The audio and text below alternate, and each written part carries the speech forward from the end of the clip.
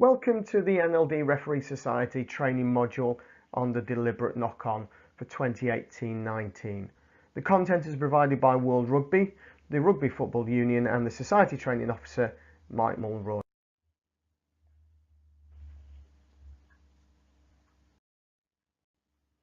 Recently, World Rugby asked a series of questions around the member nations to promote debate on this subject. Those questions and their answers or interpretation appear as part of this training. You will see various videos that are examples of the different situations that we discuss through the presentation. The deliberate knock-on has seen a huge amount of inconsistency across the member nations, probably due to the fact that each competition or domestic nation takes a different view on the interpretation of the law. For example, recently in the Aviva Premiership, if you knocked the ball on with one hand and it went forward, the assumption was that you did so intentionally and the penalty at least would be awarded. In Wales, however, they have a different approach, in that if you try and block a ball with one hand and it goes forward, then it is not an offence, and so the sanction would be much less. There have been a lot of high-profile debates on the television that referees have had to rule on, from internationals down to domestic competitions. So today we want to give you some clear guidelines as to what a deliberate knock-on is, what the referee should look for when deciding whether it is a deliberate knock-on, and ask the question, should a more lenient or a stricter approach be taken? The law as it stands says this: a knock-on can occur anywhere in the playing area. It is a knock-on when a player, when they're tackling or attempting to tackle an opponent, makes contact with the ball and the ball goes forward. Therefore, knock-on equals scrum. It also says a player must not intentionally knock the ball forward with their hand or their arm. The sanction for that is a penalty. However, it is not an intentional knock-on if, whilst trying to catch the ball, the player knocks on, provided there was a reasonable expectation that the player could regain possession. The ball is not knocked on and play continues if a player charges down immediately after an opponent has kicked the ball, or a player rips or knocks the ball from an opponent's hands and it goes forward from that opponent. These are one of the ones that we need to judge on very carefully to make sure that we are in the right place to see whether the ball is ripped or whether it is a clear knock-on.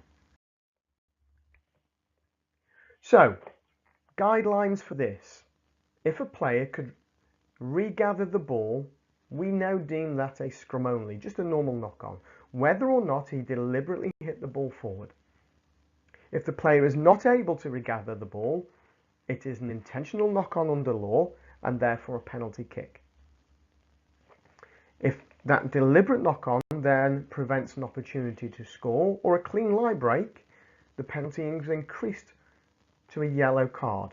And if it prevents a probable try, that yellow card is supported with a penalty try as well.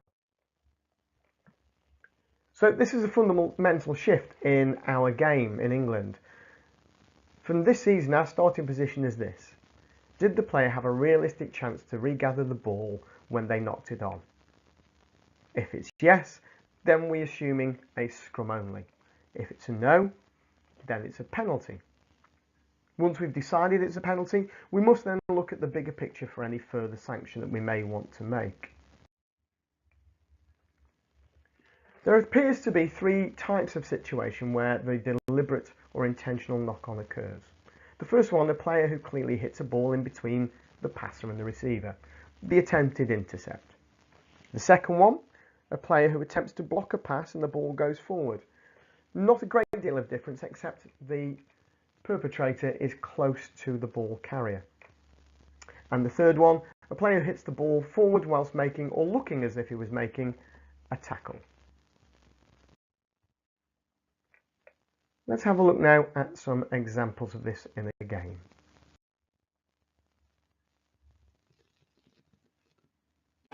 This is Genge. Oh, nearly intercepted, but lost forward instead. by Ryan Wilson. Yeah. Wait. Knock on, never knock. Okay, so in that example, you can hear clearly the referee saying knock on, and he begins to say never an opportunity to regather the ball. This is the key for us now, and therefore he's awarded a penalty.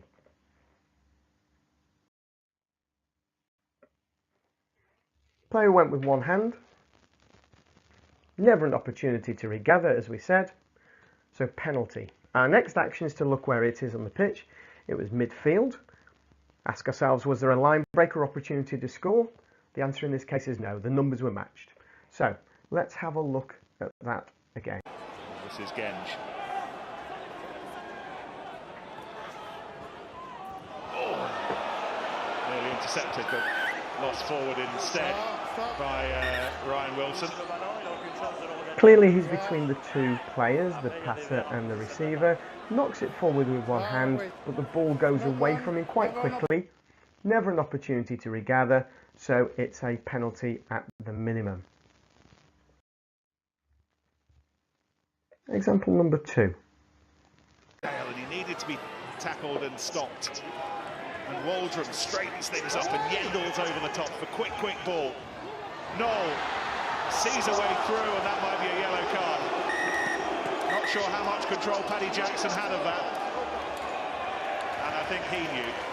He had to sacrifice himself, otherwise the fear was the Chiefs were going to score another try. I think this... Oh, they have scored another try. It's been given as a penalty try. Rory Best not happy, Stuart McCloskey not happy, but in the end the sacrifice was for nothing because he's gone for 10. And the Chiefs also have number 5. We're just looking at it again here, and you know, I think it's probably the correct decision. It's one of those ones where Paddy Jackson gets this ball and goes the length of the pitch. He's a hero, but unfortunately, there's 3 men outside Jack Noel, and yeah, the correct decision to give a penalty try. And Paddy Jackson, something similar against Claremont away, which cost us the game, but. And that's that. 10 minutes to go, but for me, it's a long way back now for Ulster Rugby. Yeah, there's a dozen points in it. So let's have a look at that again. It's a good decision from Rory. Right in the middle, dives for the ball with one hand, the ball goes the other way away from the player. It was all or nothing decision from Paddy Jackson. Is he in a realistic position to regather the ball? Definitely not.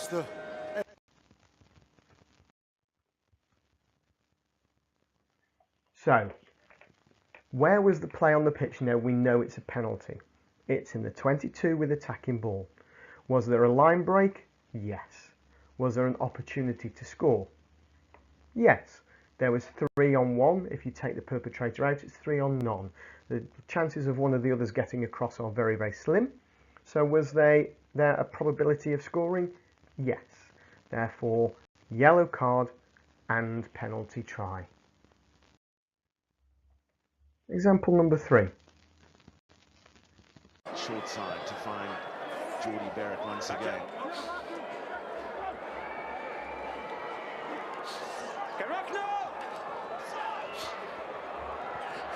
And just a hand in there, was it deliberate? Remains to be seen. There is an advantage, and it is for a deliberate knockdown, not just a knock-on. Correct call by the ref. Thank you, paper. No realistic chance for Harold Foster to catch that ball. So again, you hear the commentators using the phrase "not a realistic chance" of catching the ball. Pressure on the Lions scrum. It was the time to go for the 8th man, and they did just that. Yeah, that's a good point, and I think they choose their battles across the field. Sometimes they enter the rucks and contest. Sometimes at the lineouts they shove a man up or 2. Sometimes they just concede.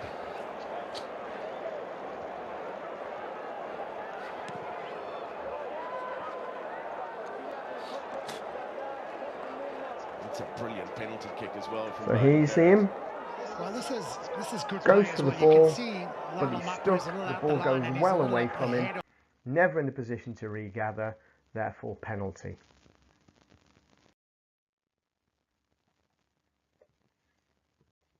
Where was the play on the pitch? It's a fairly neutral area, middle of the pitch. Was there a line break or an opportunity to score? No, the defence is clearly set, so we stay at the penalty only. Example number 4. Doesn't look like a side playing with no confidence, or do they look like a side that's got a brand new coach? Sorry. Right, this is for the knock-on that we were talking about. Oh, hello. Yeah, that looks fairly deliberate. So he's well in between the two players. Both arms go up, and then one arm comes down onto the ball. Clearly gone forward. What's your position? So he's not making the tackle, both arms are up in the air. Yes, the players are coming towards him, and he does at the very last second look away from them. However, he does knock the ball on, and there's a clear downward movement of his right hand. That, we would say, is going to be just a scrum, until we ask ourselves the question, was he in a position to regather the ball? Never in the month of Sundays, therefore it's a penalty. Now let's widen our view. Where is play on the pitch? It's close to the 22. Was there a line break or an opportunity to score? No, the defence was well set already. Therefore, in this case, it is a penalty only. So in summary, ask yourselves, are these straightforward? The player is between the passer and the receiver. Has the ball gone forward from that player first of all? If it has, then we start at a scrum. Then we ask ourselves, is the player in a position to regather the ball? If he's not, we escalate. Is the player clearly trying to make a tackle or not?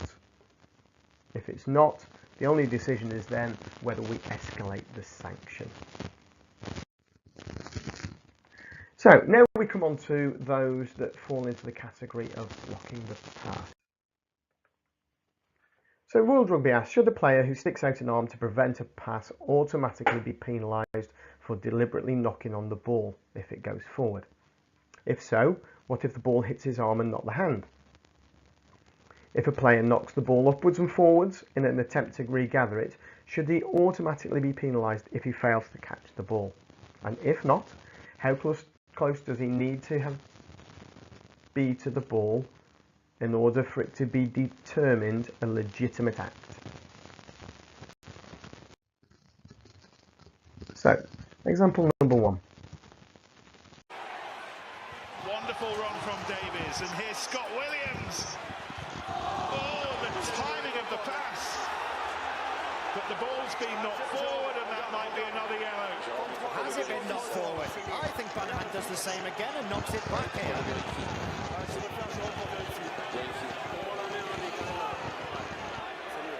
And if he has, he's completely entitled to be aggrieved, because he could have gone the length the other way. I want to check number 11, Black.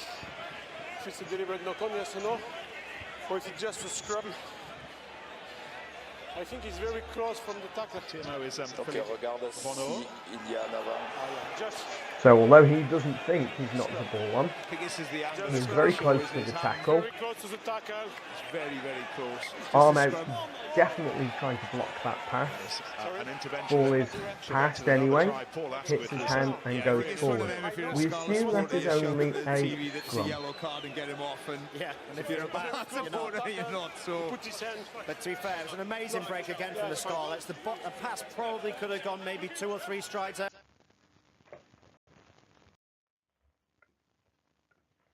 So he's not in the tackle, but it is very close. Where was the player looking? It was towards the ball. Is it a deliberate knock-on, or did the passer throw the ball into him? In this case, the arm is there to block the pass. The passer played the ball anyway, comes off his hand and goes forward. It is not deliberate, it is a scrum only. Let's have a look at another example.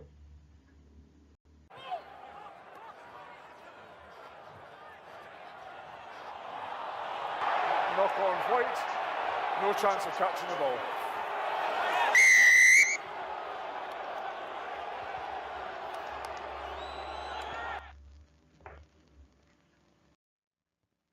So, is it a tackle? No. Both arms are in the air. Did he go for the ball deliberately? Yes. Can he regather the ball? Clearly not. He's initially going completely the wrong way. So the result, it's not a scrum, it is a penalty. Where are we on the pitch? Midfield. Opportunity for a line break? No. Now, did you hear the assistant referee? He says, knock on white, no chance at catching the ball. That is our focus now. Is he in a position to catch the ball? Yes, scrum, no, penalty.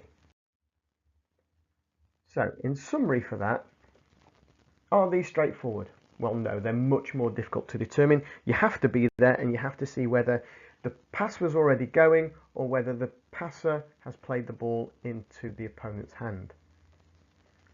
If it's not a deliberate knock-on, because it's passed into him, then it's a scrum only. If he did knock it on with one hand deliberately, was he in a position to regather the ball? Again, if he was, it's a scrum, and if he wasn't, then it's a penalty, and looking further from that. So, those that occur in the tackle. Should the player who is in the process of making the tackle ever be penalised for deliberately knocking the ball on? That was the question that World Rugby posed. If so, when should he be penalised, and what factors should the referee take into consideration? So, things for us to look at. First of all, has the tackle started? Where is the player looking? And are they on their heels or are they on their toes? Are they forward into the tackle or backing out of it, in other words? Let's look at an example. Bigger. Scott Williams. Camille Lopez can't hold him, but the ball's gone loose. Jonathan Davis did well to pick it up. France claimed the turnover through Rémi Lamara. Webb long, bigger! Was there a knock on there? Noah Nakai-Tassi.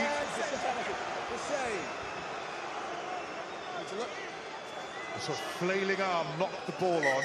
But there was a real chance for Wales then. Take 9 off. You deal with 9, please. Well, Wales are claiming that that was a deliberate knock-on. Let's have a look. It's actually in the... So from that angle, it looks like his head is down, he's going forward, looking at the player, and he's just bringing the left arm round. It was the outside arm of a tackle, and bearing in mind that the officials did not review these. Well, they're going to look at this one. Interesting, they didn't look at the one for France, which is very similar. So do remember that this was not using the guidelines that we're going to this year. The left arm of Nakai-Tassi, does he know what he's doing? George North says he does. Interestingly, Wales have been playing this system for a while. Perhaps they shouldn't be appealing, as that would just be a scrum. Vakatawa's arm. Well, it definitely makes contact. It's whether you consider that it was in the motion of trying to make a tackle or it was in the disguised motion of actually deliberately knocking it on. And for me, as a disinterested party, I think it was the former. Obviously, if you're sitting at home and you're a Welsh fan, then you will disagree with me. A change at scrum half for France. Antoine Dupont, the 20-year-old from Castres. You've got 9 blue coming across to the back field in a position to make a tackle. Yeah, I agree with you. So it's just a sin bin and no penalty try. Because we've got 9 coming. We're not certain he's going to take the ball if it's behind him or not. Okay. Just listen, captains, please. Captains, please. Yellow card. It's a deliberate knock-on for us. It's in a good position, but we're not certain the try is going to be scored. So he goes to the bin, but it's no penalty try. Okay. No penalty try, but 10 minutes in the bin for Vieni Vakatawa.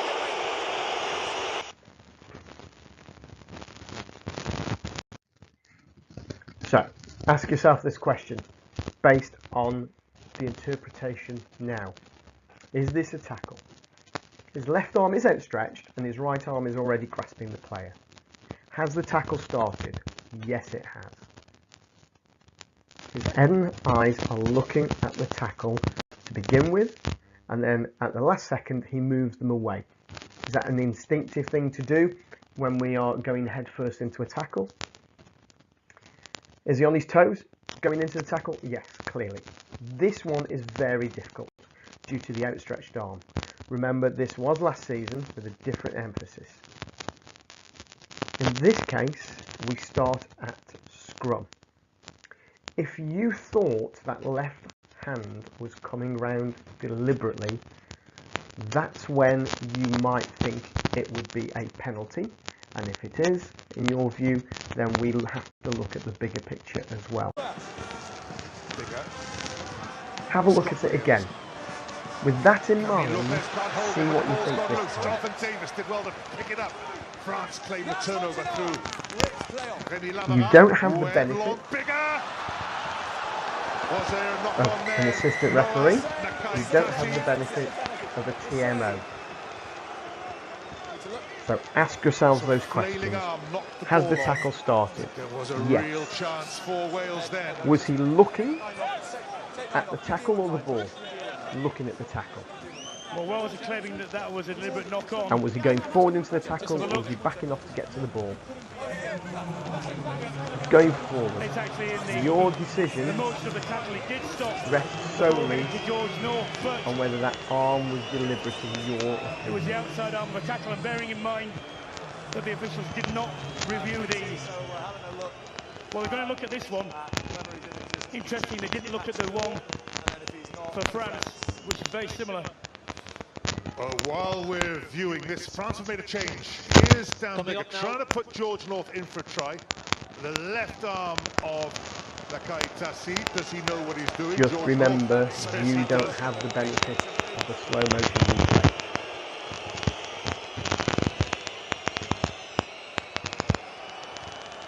Sorry, it's Bakatawa's arm.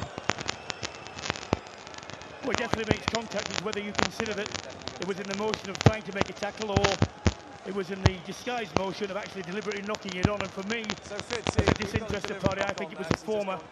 Obviously, if you're given where Wayne fan, then Barnes was positioned, it would be very difficult for you in the game to make the call. Well, in that left arm, because you probably couldn't see it.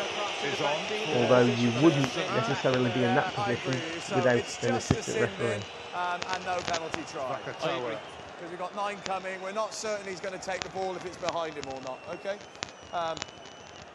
Just listen, captains, please. Captains, please. Yellow card. It's a deliberate knock-on for us. It's in a good position, but we're not certain the try's going to be scored. So it goes to the bin, but it's no penalty try. No penalty try, but 10 minutes in the bin for Vieni Bakatawa.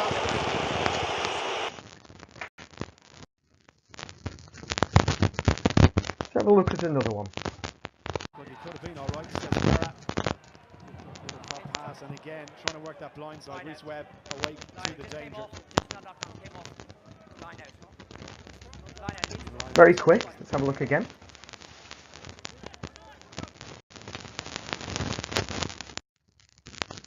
So, is this a tackle? Yes. Both arms are coming up together. Has the tackle started? Answer to the question there is yes. Where is his head and eyes? Poor technique. He's looking at the tackle and then he moves away because he's stood upright and sees the body coming straight into him. Is he on his toes and going into the tackle? Answer yes. Therefore, scrum only. So, in summary, the knock-ons that occur in the tackle phase. Ask yourself these 3 questions. Has the tackle started? What is the player looking at? And is the player going forward into that tackle?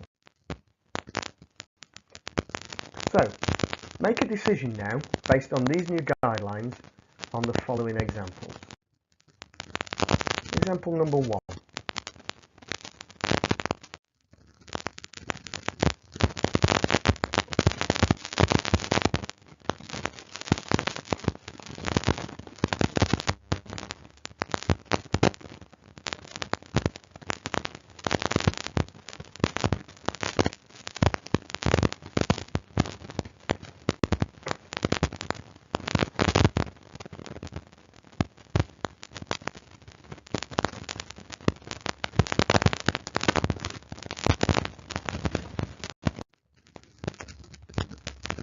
Example number 2.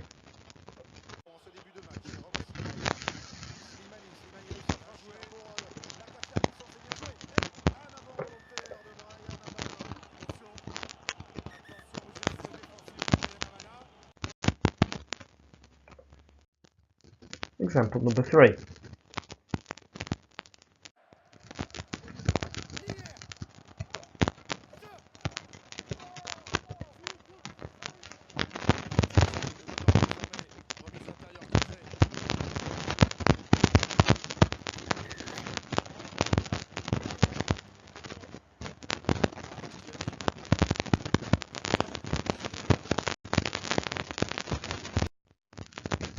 So, number 1. Is it a tackle? No. He's never close enough to the ball. Has he blocked a pass? Yes, he slapped it down. They're 5 metres out. Was there a line break or an opportunity to score? We can't tell there, but the defence is set. Ask yourself this, was that cynical? What plays have worked before? For example, does 10 get the ball kick across field to the winger? And bearing in mind where it is on the pitch, the fact that, well, let's ignore the fact he was offside, but he's gone directly for the ball and not for the man at all. Therefore, given what may have happened before in the game, would you consider a yellow card there? This is where you must use your wider judgment. Number 2, it's never a tackle. He's always attacking the space. Was it a deliberate knock-on? Yes. Could he regather the ball? No. So we're now saying penalty. Where are they on the pitch? It's in the 22, but there was not an opportunity to score or a clean line break opportunity. Again, is this a cynical act? If so, in your opinion, would you then consider a yellow card? Number 3, the flanker, is this a tackle? Yes. He's passed back inside. Has the tackle started? Yes, it clearly has. And was he moving forward into the tackle? Yes to all of those. Therefore, it is just a knock-on and a scrum only. Now, have a look at these examples and decide whether you think that the player who knocks on has a legitimate opportunity to regather the ball.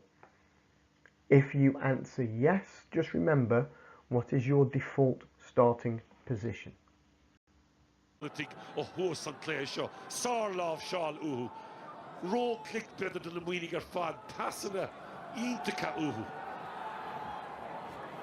Conway now in Councillor macht of Agus.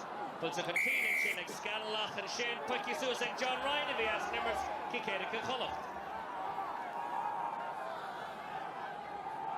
Risk reward, if you don't catch it, you've deliberately knocked it forward. Okay, so if you don't catch it, you deliberately knocked it forward. Change of emphasis this year. Do you think he was in a legitimate position to regather the ball, but just failed to do so? In that case, absolutely. He was just beaten to the ball, therefore play on, unless there's another infringement, in which case it's a scrum for the knock-on. Right, saving tackling that first half, better cut. More bite to Gloucester already in this second half. There's the scrum half again, Burns. Goes into midfield, finds Okay, similarly in this case, it went up from the black hand. He's going to come up from a pen. That's a really interesting call there. Daniel Ramsey, very, very clever second row, complaining and walking back. Slade's dragging him back, saying don't complain. Ramsey is saying, and I think if you watch it again, he looks like a cricketer who does go one-handed but tries to flick it up in the air and regather it. But if you do that, if you don't regather it, you lay yourself at the hands of the law, and John Lacey has called him out on it. Here comes the pass. It goes up. He's right there. Eyes are on it all the time. His hands are there. He just gets beaten by the pink player. As he would have caught it. That's a Tight call. Realistic opportunity to John Lacey quite regather. rightly a couple of times over the referee's mic is saying it doesn't matter. And therefore with pink with the ball, play on or play scrum advantage. Oh, attention, Asquith qui s'amuse, qui a mis sur les fesses Ruzza. Asquith qui a eu soutien de part et d'autre. Bien revenu, bien défendu. Ah, il faut que ça sorte plus rapidement que cela, ce ballon. Patchel qui peut tout de même s'en saisir. Passe vers le talon. So this one is in the process of making a tackle. Qui a oublié son soutien. Non, non, il n'y a rien, il n'y a rien. And you have one view from that of the referee. Esposito est venu plaquer le porteur de balle. N'a jamais eu l'intention de stopper l'action en tapant sur le ballon. Okay. 14 green. Okay. Yes, 14 green. Yeah, but I don't need you now. Thank you. First one, Matthew. Allez, on va revoir cette action. Donc, ce que je cherche, voilà, c'est le plaquage d'Esposito. Tout départ. Le départ de cette action, voilà, on est venu par une croisée trouver des intervalles, on est venu déstabiliser les différents défenseurs. Et là, il y a un bon retour du centre italien Benvenuti. Et en déplaçant le jeu, là, on va avoir l'action d'Esposito qui vient plaquer le porteur de balle. Allez, c'est ça qu'on va chercher à voir. So it's up to you in your interpretation. Had the tackle started? Where was the player looking? And was he going into the tackle? Then ask yourself, did he know what he was doing? Or was he disguising it with the tackle? Which one would you want? Which is the better one for you, Matthew? Yeah, this one, please. The second one, okay. Yeah. Alors, Matthew Reynal, comme il est appelé par Graham Hughes. Reculez, messieurs. Je voudrais revoir cela à vitesse réelle. Faut le voir à vitesse réelle quand même. Look at it at full speed. Les yeux sont fermés. Regardez, à aucun moment il a la volonté. Il va chercher le joueur, évidemment. Esposito, il voulait revoir l'action à vitesse réelle. La voie. What's your interpretation there? So ask yourself these things. Is it a legitimate attempt to catch the ball or tackle a player? Does the ball actually go forward or is it ripped or stripped? If it does, was it deliberate? Then is there a realistic chance of catching the ball again or regathering the ball? If not, will there be a line break? So unless you see an outstretched arm away from the body going for the ball, we assume it is part of the tackle. Really important that you're there, up with play, so that you can spot these things.